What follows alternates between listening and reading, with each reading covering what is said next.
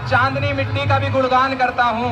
मैं हरदम भारत का सम्मान करता हूँ, यहाँ की चांदनी मिट्टी का ही गुणगान करता हूँ। मुझे चिंता नहीं स्वर्ग जाकर मोक्ष पाने की, मुझे चिंता नहीं स्वर्ग जाकर मोक्ष पाने की। तिरंगा हो कफन यही अरमान रखता हूँ, तिरंगा हो कफन यही अरमान रखता हूँ। माननीय मुख्य अतिथि प्रधानाचार्य जी और समस्त अध्यापक गण एवं मेरे प्यारे साथियों, मैं मोहम्मद जुनेद कक्षा 12A का छात्र, आप सभी को मेरी तरफ से स्वतंत्रता दिवस की बहुत बहुत हार्दिक शुभकामनाएं। जैसा कि आप सभी जानते हैं कि आज हम यहाँ पर 77वां स्वतंत्रता दिवस मना रहे हैं। और दोस्तों, आज का ये दिन उन स्वतंत्रता सेनानियों को याद करने का है जिन्होंने हमारे देश को आजाद कराया। 15 अगस्त सन 1947 को हमारा भारत अंग्रेजों के चंगुल से आजाद हुआ, लेकिन आज हम उन देश के स्वतंत्रता सेनानियों को नमन करते हैं जिन्होंने भारत की आजादी के लिए अपना सब कुछ दांव पर लगा दिया। और आज का ये दिन उन स्वतंत्रता सेनानियों के त्याग, बलिदान और तपस्या की याद दिलाता है। मैं उन देश के वीर बलिदानों को ये 4 लाइनें समर्पित कर अपने भाषण की शुरुआत करता हूँ। यदि प्रेरणा शहीदों से नहीं लेंगे तो ये आजादी ढलती हुई सांझ हो जाएगी।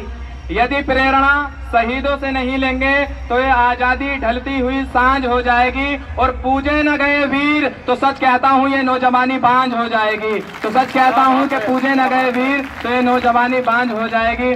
जैसा कि आप सभी को पता है कि 15 अगस्त सन 1947 को हमारा भारत आजाद हुआ। एक समय था जब हम अंग्रेजों के गुलाम थे और हमने अंग्रेजों की 200 सालों तक गुलामी की है, लेकिन उस टाइम ये आजादी हमें मुफ्त में नहीं मिली है, ये आजादी हमें फ्री में नहीं मिली है। न जाने कितनी माओं की गोदे सुनी हुई होंगी, न जाने कितनी बीवियों के, कितनी पत्नियों के माथे से सिंदूर उड़े होंगे, न जाने कितने बच्चे अनाथ हुए होंगे। उस टाइम भी भारत की जनसंख्या करोड़ों में थी, लेकिन लाखों ने हमारे देश के लिए बलिदानी दी। क्या जरूरत थी उन्हें बलिदानी देने की? क्या जरूरत थी देश के लिए मरने की? वो चाहते तो उनकी तरह सोते रहते, लेकिन नहीं, उनके दिलों में एक चिंगारी थी, उनके दिलों में एक चिंगारी थी जो उन्हें उजागर करती थी और कहती थी कि तुम्हें एक आजाद भारत चाहिए। वो चाहते थे कि हम एक आजाद भारत में रहें, वो हमेशा यही चाहते थे कि हम आजाद भारत में रहें। लेकिन आपको चाहिए कि अपने दिलों में उनके प्रति मोहब्बत रखनी चाहिए, क्योंकि जब लाखों लोगों ने कुर्बानियां दी, लेकिन हम लाखों लोगों को नहीं जानते, उनमें से कुछ ही को जानते हैं, जैसे महात्मा गांधी, चंद्रशेखर आजाद, भगत सिंह, सुखदेव, राजगुरु, लाला लाजपत राय, राम प्रसाद बिस्मिल, अशफाक उल्लाह खान, तमाम को जानते हैं। इन्होंने ही देश के लिए बलिदानियां दी थी। मैं अपने भाषण की शुरुआत कह के इनको भी एक समर्पित करते हुए एक लाइन कहना चाहता हूं कि कभी ठंड में ठिठुर कर देख लेना, कभी ठंड में ठिठुर कर देख लेना, कभी तपती धूप में जल के देख लेना, और कैसे होती है हिफाजत मुल्क की, कभी सरहद पे चल के देख लेना।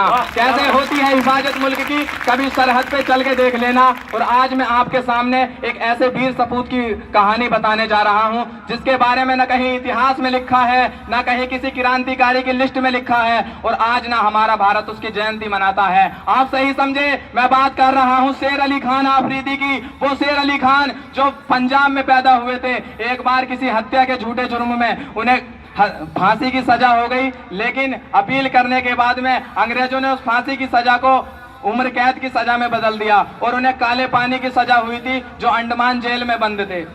और उन्होंने उसके बाद जब वो अंडमान जेल में बंद थे तो उन्होंने अंग्रेजों के प्रति उग्रता दिखाई, अंग्रेजों के प्रति ईमानदारी दिखाई और अंग्रेजों से उन्होंने दोस्ती कर ली।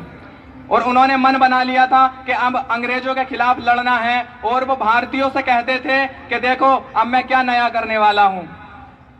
अब इतना जब उन्होंने दोस्ती की तो अंग्रेजों ने उन्हें नाई का काम सौंप दिया। अंग्रेजों ने नाई का काम सोचा कि आज से तुम्हें बाल ही बनाने हैं। अब अंग्रेजों के एक लार्ड थे जिनका नाम था लॉर्ड मेयो। अब वो भारत का निरीक्षण करने के लिए आए और वो अंडमान की जेल में गए, वहां आफरीदी से मिले। अब लॉर्ड मेयो का नंबर आया बाल बनाने का। उस टाइम पे अंग्रेजों के पास गोला बारूद थे, हथियार थे, लेकिन मेरे शेर अली खान आफरीदी के पास कुछ नहीं था। वो तो बस बाल बनाने के अपने औजार रखा करते थे। अब उन्होंने जब बाल लॉर्ड मेयो के बनाए तो उन्होंने वहीं पर लॉर्ड मेयो की हत्या कर दी। और ऐसे मैं सलाम करता हूं ऐसे वीर सपूत को, मैं सलाम करता हूं ऐसे वीर सपूत को जिसने भारत में पहले अंग्रेज की हत्या की है, वरना किसी अंग्रेज की हत्या नहीं हुई। और अंग्रेज की हत्या जो हुई उसका नाम लॉर्ड मेयो था, और हत्या करने वाला कोई आम आदमी नहीं था, बल्कि वो वीर सपूत था, वो वीर था जिसका नाम शेर अली खान आफरीदी था।